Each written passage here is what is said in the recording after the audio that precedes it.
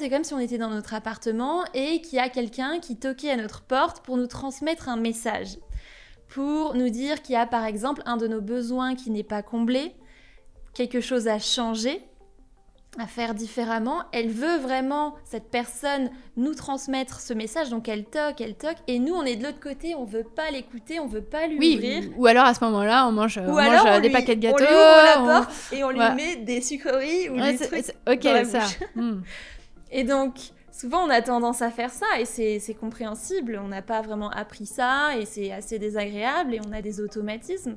Mais si on prend le temps d'ouvrir cette porte et d'aller voir qu'est-ce qui se cache vraiment, qu'est-ce qu'on ressent comme émotion et quelle pourrait être l'intention positive de cette émotion, qu'est-ce qu'elle veut nous dire, en quoi elle veut nous aider. De l'accueillir en fait, d'ouvrir la porte déjà et de l'accueillir. Ok, tu es là, ok, l'accueillir, la ressentir et chercher à répondre aux besoins non comblés éventuellement ou à ce qui se cache, à ce qui se passe en dessous, ouais. Bienvenue sur ce podcast. Je m'appelle Candice et je suis animée par une quête de liberté que je chéris depuis toujours. Liberté chérie, c'est le nom du podcast. Liberté d'être et de faire ce qui résonne au plus profond de notre âme. Comment se libérer des freins conscients et inconscients qui nous entravent en se connectant au cœur et à l'être puissant que nous sommes tous. Grâce à des parcours de vie inspirants, des coachs, des thérapeutes, nous viendrons apporter des clés pour sortir de notre cage mentale et ouvrir en grand les possibilités d'envol et la connaissance de soi. 4, 3, 2, 1, décollage. Vous pouvez suivre Liberté Chérie sur la chaîne YouTube, sur toutes les plateformes audio en ligne ainsi que sur Instagram. À tout de suite. Christelle, bienvenue sur le podcast Liberté Chérie. Je suis très heureuse de t'avoir dans cet épisode. Alors, j'étais très curieuse d'en savoir un peu plus sur la méthode EFT et c'est pour ça du coup que je t'ai invitée ici entre autres. Donc EFT, pour ceux qui ne connaissent pas, c'est l'Emotional Freedom Technique ou dit encore technique de libération émotionnelle et dit aussi le tapping. Alors dans cet épisode, donc tu vas nous en parler, nous en dire un peu plus à ce sujet parce que tu utilises cette méthode pour tes accompagnements. Au départ, je me disais sur le FT, c'est quoi ce truc quoi. Je comprenais pas, je voyais tout le monde qui se tapait un petit peu partout et je me disais ouais non c'est vraiment pas mon truc. Et puis finalement en fait j'ai fini par vraiment le découvrir. Déjà ma psy m'a proposé d'en faire un peu, puis après j'ai découvert encore lors d'un stage et vraiment immédiatement en fait j'ai pu voir les effets. J'ai pas encore fait sur le long terme, mais j'imagine que c'est très puissant. Et vraiment, immédiatement, en fait, il y a vraiment une détente, il y a quelque chose qui change. Il y a quelque chose qui change en soi. Donc voilà, tu vas nous parler de ça. Au-delà de ça, au-delà de cette méthode, c'est aussi ton expérience de vie que tu vas nous partager. Tu as pu transformer toi-même tes émotions en passant d'une vie mentale quand même on peut dire très douloureuse, de dépression à beaucoup plus de confiance, de bien-être et d'épanouissement. Et donc on peut dire que tu es ton premier client, ton premier cobaye presque, j'ai envie de...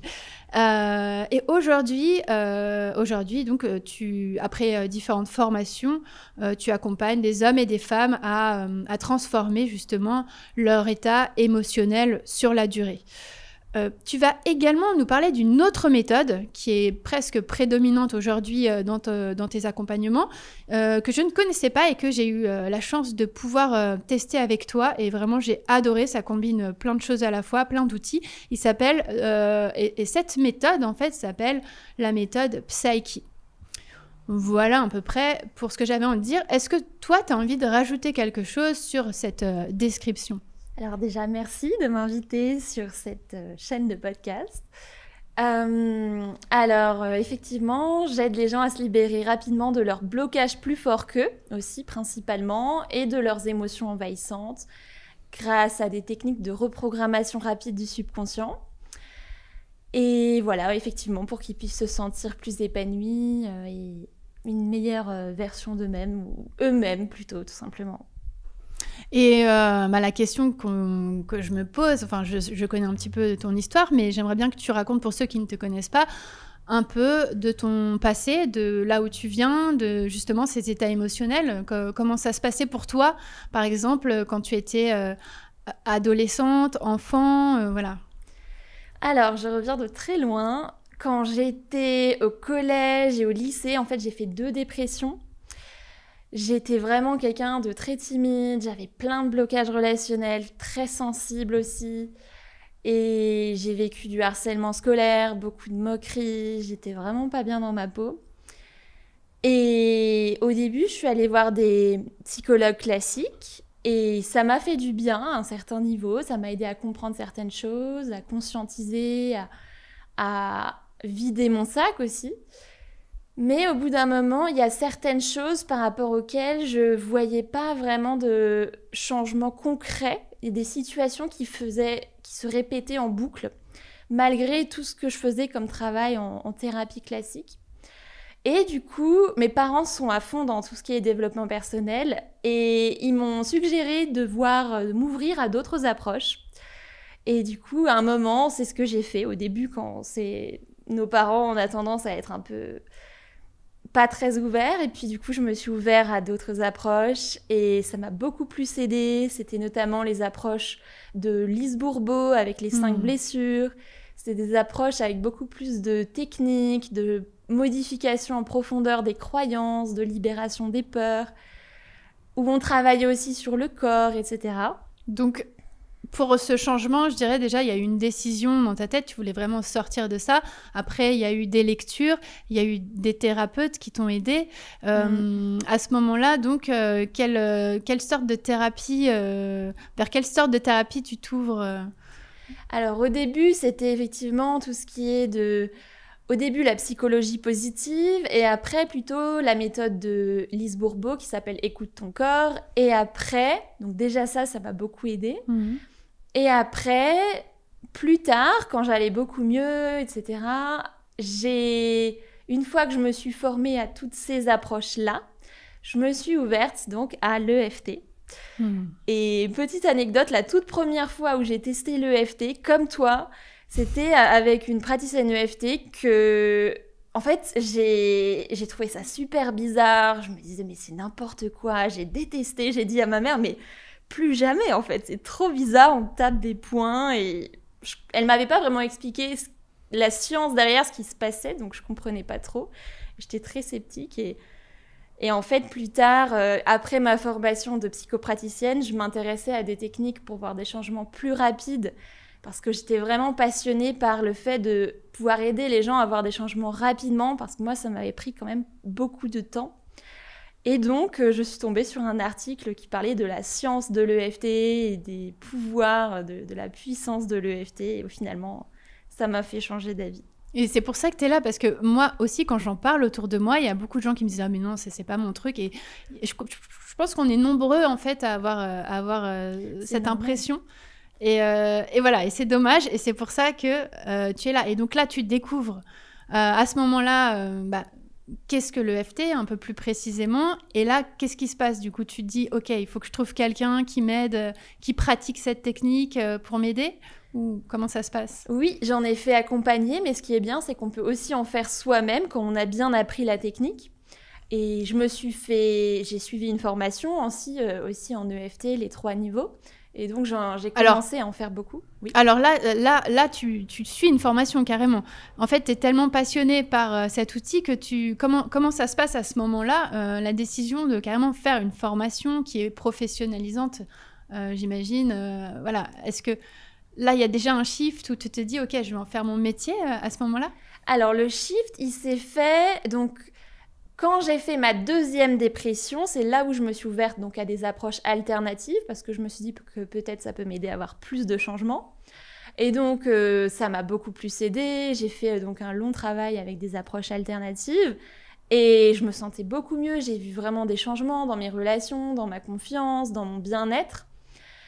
Et là, j'ai suivi d'abord une formation par rapport à cette approche-là pendant 2 ans. Après avoir fait aussi un peu de fac de psycho. Et après avoir fait cette formation, c'est là où j'ai découvert l'EFT, où j'ai vu encore plus de changements, où je trouvais ça encore plus fascinant pour voir des changements rapidement. Et là, du coup, je me suis formée à l'EFT après ce cursus-là.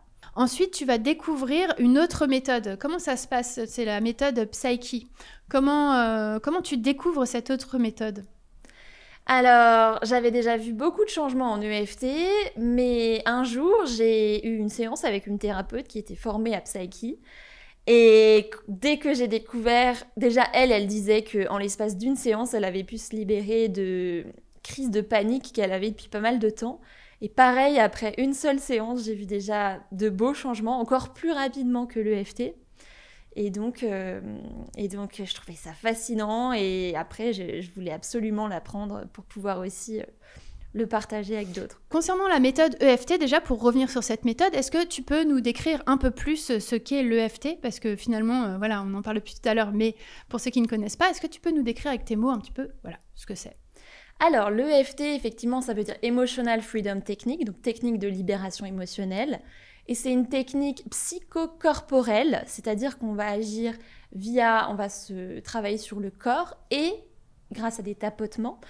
Et c'est aussi énergétique parce qu'on va tapoter sur des points d'acupuncture qui sont situés à l'entrée ou à la sortie de méridiens d'énergie. Et c'est une technique qui permet de rapidement se libérer d'émotions envahissantes, de blocages, de plein de types de problématiques assez rapidement. Et a priori, sur l'EFT, en fait, ce que j'ai commencé à voir là lors d'un stage, c'est qu'on peut faire nous-mêmes en fait nos propres rondes. Est-ce que tu peux expliquer les rondes justement? On peut vraiment faire comme des petites chorégraphies de tapping sur mesure selon nos besoins. Donc ça s'adapte vraiment à tous les besoins. Est-ce que tu peux expliquer, par exemple, est-ce que c'est cette ronde qu'on appelle une ronde, donc qu'est-ce que c'est? Je me trompe pas quand je dis que c'est une chorégraphie de tapping. Est-ce que cette chose-là, il faut la faire une fois? Est-ce qu'il faut la faire plusieurs fois? Est-ce qu'on voit vraiment... Parce que c'est là où je me dis, enfin moi je le fais de temps en temps pour le moment, mais je me dis sur la durée... C'est ça, c'est plus sur la durée qu'il faut... Ok. Alors, ce que moi, je prône beaucoup et ce que j'ai appris en formation, c'est que pour voir le plus de changements en EFT, l'idéal, c'est de travailler sur les racines profondes du problème. Par exemple, si quelqu'un a des crises d'angoisse, ça va être intéressant de tapoter sur vraiment l'angoisse sur le moment pour l'apaiser à court terme, mais pour vraiment voir des changements profonds et durables, il s'agit d'abord d'aller se connecter aux événements racines, aux traumatismes, aux événements difficiles qu'on a vécus dans le passé et qui ont mené, par exemple, à ces crises d'angoisse, se connecter à ces événements en même temps que, du coup, on fait ces tapotements sur les points d'acupuncture. Et le fait qu'on fasse ces tapotements, ça va aider à libérer la charge émotionnelle négative associée à ces événements. Parce que quand on tapote, on envoie un signal de sécurité et de calme à l'amygdale cérébrale. C'est la zone qui détecte les menaces, etc. Et on aide aussi, en psychologie énergétique, on part du principe que la cause de toute émotion disproportionnée, c'est une perturbation du système énergétique corporel.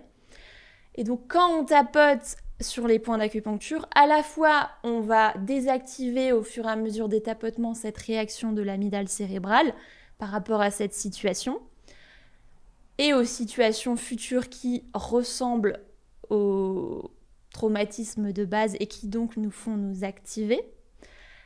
Et à la fois, le fait qu'on tapote, ça va aider à refaire circuler l'énergie correctement dans les méridiens. Et donc, quand l'énergie recircule correctement, on se sent beaucoup plus en paix, beaucoup plus serein, libéré. C'est clair ? Oui, c'est très clair. Okay. C'est très clair. Et donc, donc, tu as cette méthode que tu utilises pour accompagner les personnes. Et tu as également une deuxième méthode, donc que peu de gens connaissent encore, qui s'appelle je ne sais pas comment dire, la Psyche. Voilà. Donc, déjà, le terme Psyche, en fait, ça vient de quoi? Qu'est-ce que ça veut dire exactement? Parce que ça s'écrit avec la lettre K, en fait, directement. Donc, déjà, qu'est-ce que ça veut dire? Alors, ça peut vouloir dire psychologie et kinésiologie. K, ça peut être kinésiologie. Et ça peut aussi être, c'est un petit jeu de mots, ki, c'est-à-dire la clé du psyché. Et donc Psyche, ce que c'est une technique qui va rapidement, encore plus rapidement que l'EFT, permettre de changer notre perception, la perception qu'on a de situations passées, présentes ou futures, et surtout de changer rapidement nos croyances, d'ancrer rapidement en profondeur dans notre subconscient des croyances positives alignées à ce qu'on veut, et d'aligner rapidement notre subconscient avec nos objectifs, ce qu'on aimerait ressentir, être, avoir, faire. D'accord. Mais alors là, il suffit juste de remplacer des croyances négatives par des croyances positives, ou est-ce qu'il y a autre chose aussi? Comme tu parles de kinésiologie, que c'est en lien, j'imagine, je l'ai fait avec toi. Il y a vraiment aussi, c'est beaucoup un process avec le corps, à demander l'autorisation du corps, ce qui est différent de l'EFT, c'est deux choses différentes. Donc c'est ça, il y a la kinésiologie, il y a le changement des croyances avec l'esprit conscient en utilisant le subconscient, je dis pas de bêtises. Et quoi d'autre en fait? Comment tu pourrais, vraiment pour décrire un peu plus aux gens Alors, en Psyche, on va à la fois, effectivement, il y a beaucoup de ressemblances avec la kinésiologie, dans le sens où on passe par le corps, parce que souvent on dit que les thérapies qui passent par le corps aident vraiment à changer encore plus rapidement nos comportements. C'est beaucoup plus rapide souvent que quand on passe par le mental. Ça ancre plus en fait par le corps. Et parce que nos traumatismes sont souvent stockés plutôt dans le corps. Et donc, en Psyche, on va à la fois se servir de ce qu'on appelle les tests musculaires. C'est un moyen de communiquer avec le subconscient de la personne, d'avoir des réponses, d'avoir certaines réponses. Et à la fois, le principe de base en Psyche, c'est qu'on va permettre d'équilibrer les deux hémisphères cérébraux par rapport à une situation ou par rapport à une croyance. C'est-à-dire qu'on a un hémisphère droit qui est plutôt le côté émotionnel, créatif, etc., intuitif, et l'hémisphère gauche qui est plutôt la logique, le côté rationnel, la raison. Et souvent, on a une prédominance d'un des deux hémisphères cérébraux, encore plus quand la situation nous fait inconsciemment écho, elle fait inconsciemment écho à une situation du passé, une situation douloureuse qu'on a vécue dans le passé. Ça peut faire une prédominance d'un des deux hémisphères cérébraux, par exemple de l'hémisphère droit émotionnel, et donc nous faire réagir de façon des fois disproportionnée. Et grâce aux tests musculaires, on va pouvoir voir, qu'on peut faire à distance aussi, comme tu l'as vu, on va pouvoir voir la préférence du subconscient en matière de croisement musculaire pour pouvoir équilibrer justement ces deux hémisphères cérébraux par rapport à la situation ou par rapport à la croyance. Et c'est ça qui va permettre de vraiment faire des changements en profondeur et rapidement dans le subconscient. Mais cette technique, elle me fait penser un petit peu aussi à l'EMDR que j'ai pratiqué. Je ne crois pas dire trop de bêtises, mais c'est vraiment une rééquilibration en fait. Et de passer d'un fait qui est dans le passé, qui est on peut dire un trauma, à quelque chose de plus autobiographique, de plus neutre en fait. C'est ça, c'est de rendre la chose... de couper en fait les émotions qui sont très fortes. Là j'explique avec mes mots un événement du passé en fait, c'est ça, et qu'on puisse repenser à cette chose-là sans que ça ait aussi un impact sur notre vie présente. Exact. C'est ça. Oui, on peut pas changer ce qui s'est passé, mais on peut changer la perception qu'on en a et les émotions qu'on y associe, la charge émotionnelle qui est associée à ça, pour que effectivement ça ne nous impacte plus négativement dans le présent, et que ça ne nous fasse plus revivre les mêmes types de situations ou d'émotions. Est-ce que tu peux nous donner des exemples de transformation, de libération, pour reprendre le titre du podcast Liberté, et de libération qui ont été magiques, même si j'imagine que toutes sont magiques, mais est-ce que tu peux nous partager quelques exemples? Alors, il y a sur moi, mais il y a aussi sur les personnes que j'ai accompagnées. Par exemple, sur moi, en quoi ça m'a vraiment aidée, il y a notamment par rapport au fait de m'exposer sur les réseaux sociaux, développer mon activité, me libérer de certains blocages qui étaient plus forts que moi, de certaines anxiétés, peurs, de mal-être aussi par rapport à des ruptures ou par rapport à tout ce qui est deuil pour aider à mieux vivre le deuil. Justement, j'ai plusieurs questions là-dessus. On a parlé en off pour se préparer, donc je me permets de partager ce fait. Enfin, tu as perdu ta maman il y a un peu plus d'1 an. J'imagine que ces techniques t'ont grandement aidé. Est-ce que justement pour des personnes qui traversent cette étape, tu aurais des conseils à partager ou des expériences que toi t'as... Voilà. Alors effectivement, l'EFT et Psyche, mais surtout l'EFT à l'époque, surtout l'EFT, ça m'a beaucoup aidée parce que, donc déjà au début, je l'ai fait en étant accompagnée parce que c'est quand même quelque chose de lourd comme situation. Mais donc ça m'a déjà beaucoup aidée à ressentir plus de paix, à vivre ça plus sereinement, à accepter plus rapidement. Mais ce qui est bien aussi, c'est qu'en EFT, on peut travailler aussi en autonomie. Et j'ai fait beaucoup aussi de séances en autonomie. Et vous pouvez aussi, vous qui nous écoutez, une fois que vous savez comment faire la technique, c'est assez simple. Vous pouvez aussi vous faire des petites séances pour apaiser rapidement. Et... Est-ce que justement, tu aurais un exemple? Alors, on est à la fois... filmé, mais pour ceux qui écoutent, il faut que ça soit possible de retranscrire les choses, mais une petite clé comme ça que tu pourrais nous donner, quand on traverse un état émotionnel fort. Oui, alors on peut parler du point d'urgence. En fait, il y a un point qui se situe juste en dessous des clavicules, donc c'est les os au niveau sous le cou. Donc on peut, juste en dessous, il y a donc le creux, donc soit du côté droit, soit du côté gauche, ou soit des deux côtés avec les deux mains. On peut masser ce point avec les doigts, ou alors même le tapoter. C'est un point qu'on appelle d'urgence.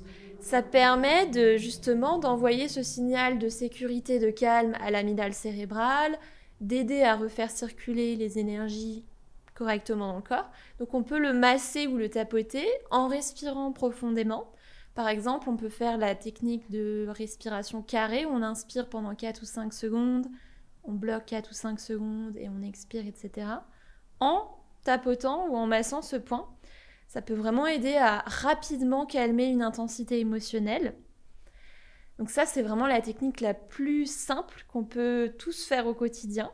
Mais l'EFT classique aussi, une fois que, par exemple, sur ma chaîne YouTube, j'ai des vidéos gratuites où j'explique comment faire une séance pour aider à apaiser certaines émotions ou même douleurs physiques.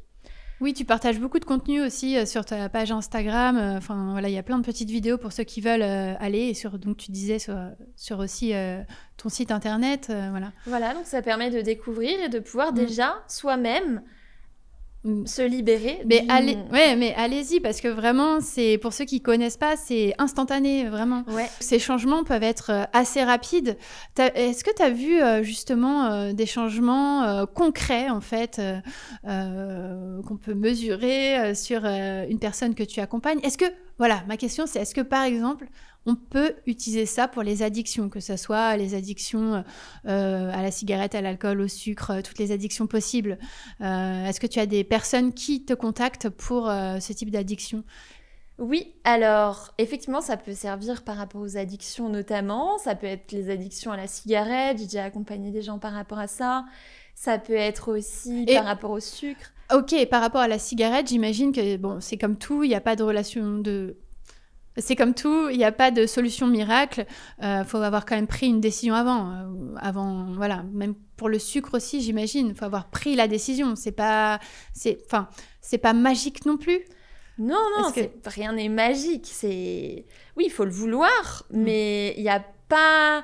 En fait, des fois, on dit « Ah oui, j'arrive pas à arrêter de fumer. Ah, c'est parce que j'ai pas assez de volonté. » Moi, je crois pas vraiment que c'est une question... Si les personnes n'arrivent pas, par exemple, à arrêter de fumer, que c'est juste parce qu'elles n'ont pas assez de volonté. Je pense que c'est parce que consciemment, elles veulent arrêter de fumer, mais c'est vraiment notre subconscient qui contrôle, selon plein de spécialistes, 95% de nos comportements. Donc même si consciemment, on veut réussir à changer ou ne plus avoir une certaine habitude, ça peut être très compliqué, même si on a de la volonté, parce que c'est plutôt le subconscient et nos programmes profonds qui contrôle nos réactions. Oui, d'ailleurs, c'est quoi? C'est 15%, voilà. Et donc, en termes d'exemple, déjà, sur toi-même, est-ce que tu peux, je crois, on en parlait avant par rapport au sucre, est-ce que tu peux nous expliquer tout ça? Oui, moi, j'étais très, très, très friande de... Attendez, c'est bien, c'est ça.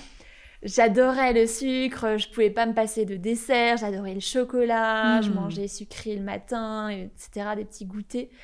Et à un moment, suite à une situation, je me suis dit, ah non, là, il faut vraiment que je diminue le sucre. Aussi, par rapport à ma santé, ma peau, on m'a conseillé aussi de vraiment diminuer. Et du coup, je me suis dit, au début, c'était super frustrant, je ressentais le manque, c'était vraiment une habitude de prendre des desserts, etc. Et du coup, je me suis fait à moi-même une séance d'EFT et ça m'a énormément aidée. Là, ça fait 3 mois que je mange presque plus de sucre, sans frustration. Et comment on travaille là-dessus, par exemple, sur le sucre, mais même sur les autres dépendances? Combien de séances, pardon, je te coupe, mais combien de séances tu parles? Là, tu dis, tu as fait une séance, mais combien de séances il faut faire combien de séances, en fait? Est-ce qu'il faut en faire tous les jours, 2 fois par jour, 3 fois par jour, pour que ce soit vraiment efficace? Ça dépend des problématiques, ça dépend des résistances aussi. Mais moi, par exemple, j'en ai fait une grosse de un peu plus d'1 heure. Et après, j'en ai refait ponctuellement, par exemple, s'il y avait encore un peu certaines choses, par exemple de 15 minutes, etc. Mais déjà, en 1h15, par exemple, on peut déjà libérer plein de choses en EFT ou en Psyche. Et comment concrètement on agit, comment on fait pour se libérer par exemple d'une dépendance au sucre? Il y a une métaphore que j'aime bien, qui permet bien de comprendre ça, c'est la métaphore de l'arbre. En fait, ça part du principe que notre addiction, par exemple, la dépendance au sucre, c'est comme les feuilles d'un arbre. C'est les symptômes, c'est ce qu'on voit de l'arbre. Donc d'abord, on peut faire de l'EFT sur le symptôme pour apaiser, par exemple, au début, ça peut être même si, c'est la phrase typique en EFT, c'est par exemple, même si j'ai envie de chocolat là maintenant, je m'aime et je m'accepte profondément comme je suis, ou je ressens plein de bienveillance envers moi, en tapotant sur nos poings. On répète cette phrase et après d'autres phrases. Et en fait, une fois qu'on a travaillé sur les symptômes, donc par exemple, j'ai envie de chocolat, j'ai envie du goût sucré sur ma langue, du goût fondant du chocolat, on peut travailler comme ça sur tous les aspects, comme si c'était un oignon. On fait une ronde, par exemple, donc un enchaînement de points sur un aspect pour libérer la charge émotionnelle par rapport à ça. Et ensuite, il y a un autre aspect qui nous vient, par exemple, j'ai envie du goût sucré sur ma langue, etc. Et une fois qu'on a travaillé sur les symptômes, par exemple, au début, moi, c'était j'ai envie de sucré, j'ai envie du goût du chocolat fondant sur ma langue, dans ma gorge, etc. Ensuite, on peut travailler on va plus en profondeur, on peut travailler sur les branches de l'arbre, et ça, c'est plutôt les émotions. Donc, c'est-à-dire que les symptômes, c'est par exemple les pulsions, et si on va plus en profondeur, il y a les émotions. Par exemple, ça peut être le manque de plaisir dans sa vie, le manque de autre chose, un autre besoin qui n'est pas comblé dans sa vie, ou alors un mal-être qu'on cherche à fuir avec le sucre. Par exemple, moi, au fur et à mesure de la séance, les aspects, c'était oui, mais j'ai peur de plus avoir de plaisir dans ma vie si j'ai plus le sucre. Après, c'était j'ai peur de me sentir seule, j'ai peur de me sentir triste, ou de plus avoir de réconfort, des choses comme ça. Et après, donc, je travaillais sur tout ce qui me venait comme émotion, donc voilà. Et après, c'était plutôt les événements. Quand on travaille encore plus en profondeur en EFT, c'est sur les événements, ça c'est plutôt le tronc de l'arbre, si on reprend cette métaphore. Et par exemple, c'est depuis quand j'ai cette addiction, par exemple au sucre, ou même cette problématique en général, est-ce qu'il y a des événements qui me viennent en lien avec ça? Et moi, par exemple, ce qui m'était venu par rapport au sucre, c'est que souvent, il y a plein de super moments qu'on passait avec ma mère, il y avait du sucre. On partageait des desserts, des goûters, du chocolat. Elle adorait le chocolat aussi. Et en fait, inconsciemment, il y a une association qui s'est créée en moi de chocolat à sucre, amour de ma mère, bon moment avec ma mère, donc une association très positive. Donc après, j'ai tapoté là-dessus aussi, parce que c'est pas parce que j'arrête de manger du sucre que je me déconnecte de l'amour et que je peux pas ressentir ça de ma mère. Et pour finir, une fois que j'ai travaillé sur ces événements, on peut aussi travailler sur les racines de l'arbre qui symbolisent plutôt les croyances. Par exemple, ça peut être « j'ai besoin de sucre pour me sentir bien » ou « je peux pas me passer de sucre » ou peu importe les croyances qui nous viennent. Voilà en gros comment on peut... Mais il faut déjà être courageux dans un premier temps parce que finalement, quand on mange, beaucoup de sucre, quand on fume, etc., il faut déjà être capable d'aller se dire « Ok, j'affronte l'émotion qui va arriver » et c'est déjà la première étape. Et on s'en rend même pas compte. Des fois, on se rend même pas compte qu'il y a une émotion. La plupart des gens ne savent pas que c'est une émotion qu'on vient vraiment recouvrir pour surtout pas l'avoir. Et au sujet de ces émotions, parce que c'est vraiment le cœur des choses, qu'est-ce que ces émotions viennent nous dire en fait sur nous ? Est-ce que tu peux nous partager un peu ton point de vue là-dessus ? Donc effectivement, ce que tu disais, c'est que effectivement, c'est pas évident d'aller vraiment faire face à ces émotions et de les ressentir. Ça demande du courage et d'y faire face. Mais c'est vraiment très bénéfique parce que nos émotions sont pas négatives. Il y a une métaphore que j'aime beaucoup, c'est celle du messager. C'est comme ça nous aide à mieux comprendre nos émotions. Nos émotions c'est comme si on était dans notre appartement et que nos émotions ont une intention positive. Et pour mieux comprendre ça, c'est comme si on était dans notre appartement et qu'il y a quelqu'un qui toquait à notre porte pour nous transmettre un message. Pour nous dire qu'il y a par exemple un de nos besoins qui n'est pas comblé, quelque chose à changer, à faire différemment. Elle veut vraiment, cette personne, nous transmettre ce message. Donc elle toque. Et nous, on est de l'autre côté, on veut pas l'écouter, on veut pas lui ouvrir. Ou alors à ce moment-là, on mange des paquets de gâteaux. On lui ouvre la porte et on lui met des sucreries ou des trucs dans la bouche. Et donc, souvent, on a tendance à faire ça et c'est compréhensible. On n'a pas vraiment appris ça et c'est assez désagréable et on a des automatismes. Mais si on prend le temps d'ouvrir cette porte et d'aller voir qu'est-ce qui se cache vraiment, qu'est-ce qu'on ressent comme émotion et quelle pourrait être l'intention positive de cette émotion, qu'est-ce qu'elle veut nous dire, en quoi elle veut nous aider. De l'accueillir en fait, d'ouvrir la porte déjà et de l'accueillir. Ok, tu es là, ok, L'accueillir, la ressentir et chercher à répondre aux besoins non comblés éventuellement ou à ce qui se cache, à ce qui se passe en dessous, Après, elle part. Et après, elle peut partir, c'est ça, une fois qu'elle est vue, en fait, c'est ça. Voilà. Après, dans les anciennes générations, il y a beaucoup... Enfin, c'est très dur, et nous, on réapprend un peu plus ça, à se reconnecter à toutes ces émotions, parce qu'on a tendance à faire notre vie, à aller très vite, et à pas voir, et à pas se dire « Ah tiens, il y a ça, il y a ça, il y a ça ». Et puis, voilà, ça nécessite du courage, parce que des fois, c'est pas toujours des émotions qu'on a forcément envie de voir, et d'accueillir, d'ailleurs. Et c'est vraiment... pas évident. Et donc, pour en revenir, là, tu parlais par rapport à toi, ton expérience, avec donc est-ce que tu as vu avec des personnes que tu as accompagnées, comme ça, des personnes qui n'avaient même pas peut-être vu leurs émotions, ou en tout cas, qui ont réussi à les transformer en quelque chose, et ça a du coup changé leur vie, leur manière de voir la vie, et peut-être qu'ils ont pu changer de travail, oser changer donc de travail, oser de quitter un partenaire qui ne leur correspondait pas, oser, on parlait d'addiction tout à l'heure aussi, qui ont pu arrêter de fumer, arrêter le sucre, arrêter peu importe. Est-ce que tu peux nous partager un témoignage ou voilà ce que... Alors, il y a souvent des personnes qui viennent par rapport à l'anxiété, aux angoisses, au stress. Il y a aussi beaucoup de confiance en soi. Et là, donc, pour donner quelques exemples, donc, par rapport à toutes ces thématiques, souvent, ça peut être assez bluffant de voir à quel point ça peut se libérer rapidement en peu de séances. Par exemple, oui, des gens qui ont certaines anxiétés ou certaines angoisses depuis longtemps, et rien qu'après 1, 2, 3, après ça dépend des gens, ça dépend des résistances aussi, mais rien qu'après des fois une séance, les personnes peuvent ressentir que déjà, certaines personnes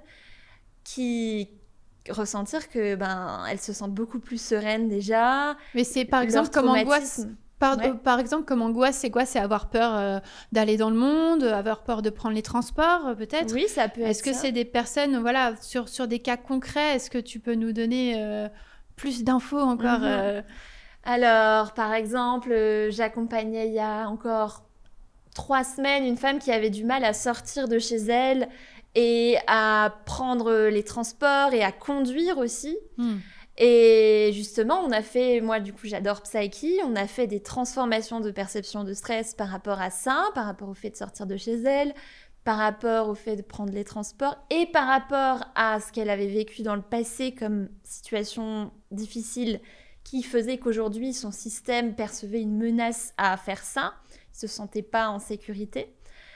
Et on a aussi aligné son subconscient, par exemple, avec des croyances comme « je suis en sécurité dans les transports »,« je suis maître de mon corps » ou des choses comme ça.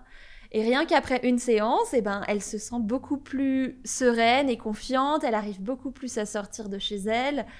Et voilà, ça peut être très rapide, ça c'est juste un exemple.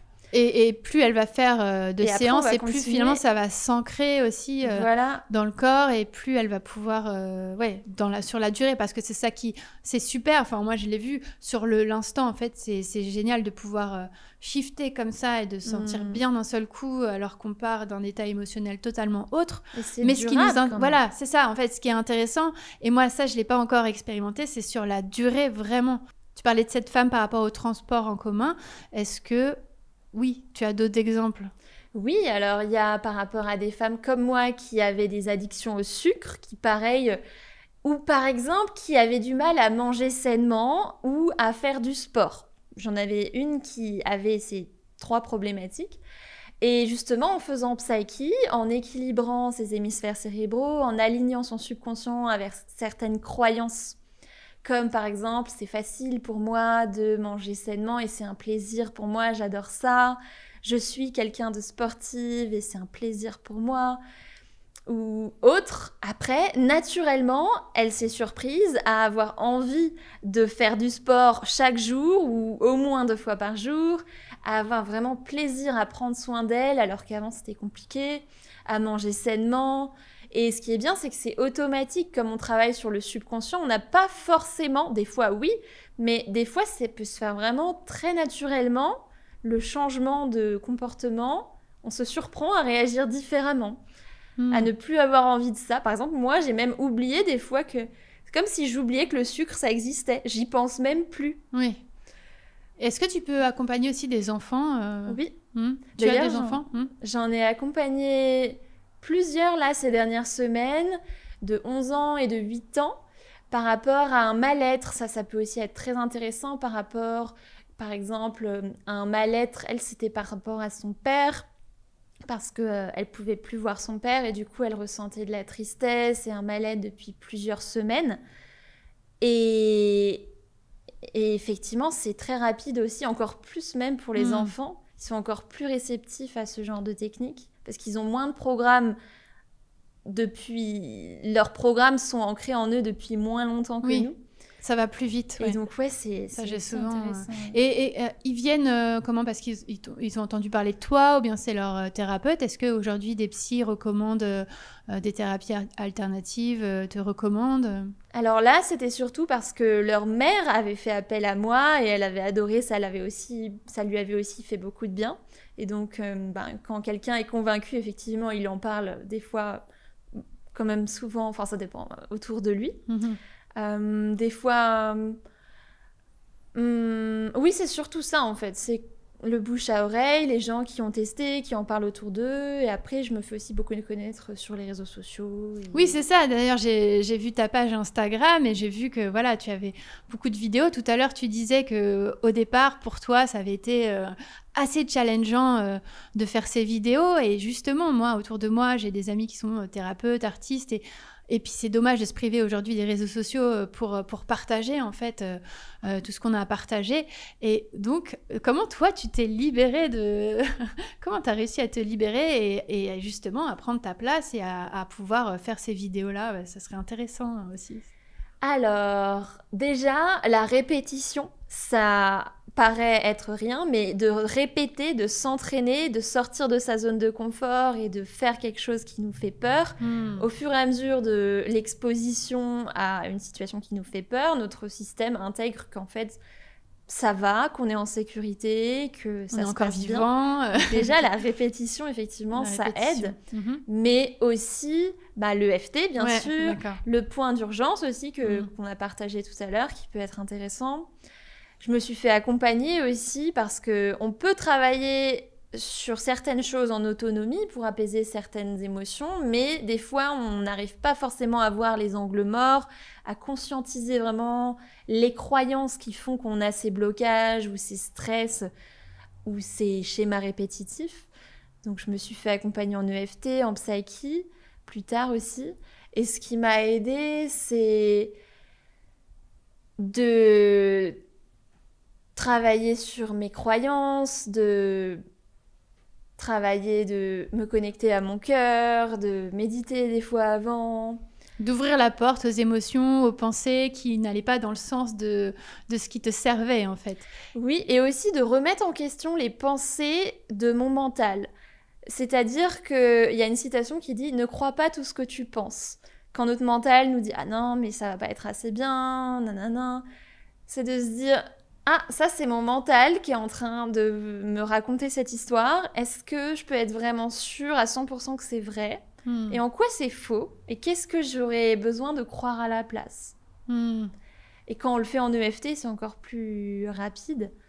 Ou alors, une autre technique, ça peut être que vous pouvez aussi faire, c'est de prendre un moment pour écouter son enfant intérieur ou la part en nous qui, par exemple, a peur, de l'écouter. Ça, d'ailleurs, aussi, quand on a une émotion, ça peut être très intéressant, de faire face, de l'accueillir et ensuite de se demander qu'est-ce qu'elle aurait besoin d'entendre, cette part.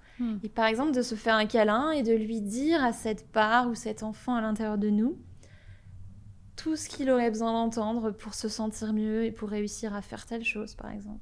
Effectivement, ouais, l'enfant intérieur, c'est toujours un peu la base d'aller le retrouver, l'écouter. Le rassurer. Oui, et donc je pense qu'on te remercie aussi de te rendre visible au monde et de pouvoir diffuser tes messages et de pouvoir aider les gens. Et je pense aussi, pour répondre à la question que je te posais aussi, j'apporte la petite touche, c'est que j'imagine qu'une fois qu'on se rend visible, qu'on partage notre connaissance au monde et que là, on a des retours, que les gens sont curieux, posent des questions, etc., je pense que ça conforte aussi, en plus de la répétition et de tout ce que tu disais sur le fait qu'on est sur le bon chemin et qu'on peut aider les gens et peut-être servir à tout ça. Oui, il y a un côté gratifiant aussi et c'est tellement passionnant aussi pour moi ce type de sujet que partager là-dessus, ça m'anime et ça me... Et d'ailleurs, ta page Instagram, il y a aussi le mot libération dedans. Hein. Oui, c'est un de mes mots préférés. Et donc, j'ai une question à te poser en rapport avec le podcast qui est ma dernière question. Qu'est-ce que la liberté pour toi ? Alors moi, c'est effectivement un des mots que j'aime le plus parce que je pense que quand on se libère de nos croyances, nos peurs, nos blocages ou nos situations passées, nos blessures du passé, on peut vraiment vivre une vie beaucoup plus épanouissante, avoir des relations aussi plus épanouissantes, être pleinement nous-mêmes et vivre une vie beaucoup plus satisfaisante et alignée, ouais, et accomplir nos rêves, avancer vers... Et c'est tellement, je trouve, satisfaisant de sentir qu'on avance, qu'on se développe, qu'on arrive à faire des choses qu'on n'arrivait pas avant, qu'on est plus nous-mêmes. Et d'ailleurs, ça me fait penser à une citation de Paulo Coelho, que j'adore, qui est Peut-être que le voyage ne consiste pas tant à devenir quoi que ce soit, peut-être qu'il s'agit plutôt de se défaire de tout ce qui n'est pas soi, afin de pouvoir être ce qu'on était censé être au départ. C'est de Paulo Coelho, c'est ça. Effectivement, se libérer. Merci, j'adore ce mot de la fin. Merci d'avoir été avec nous. Merci pour toutes ces informations. Alors, juste une dernière chose, s'il y a des gens qui veulent en savoir un peu plus sur toi, est-ce que tu peux dire où est-ce qu'ils peuvent te retrouver ? Alors, ils peuvent me retrouver soit sur mon Instagram, c'est christeljoy.libération, soit sur ma chaîne YouTube. D'ailleurs, il y a plein de contenus gratuits, de vidéos, d'EFT pour apprendre à faire de l'EFT, etc. C'est pareil, Christeljoy Libération. Ou soit sur mon site internet, Christeljoy, donc J-O-Y à la fin, libération au pluriel.com. Je pense qu'on mettra de toute façon le lien en description, mais merci beaucoup. Merci à toi de m'avoir invitée.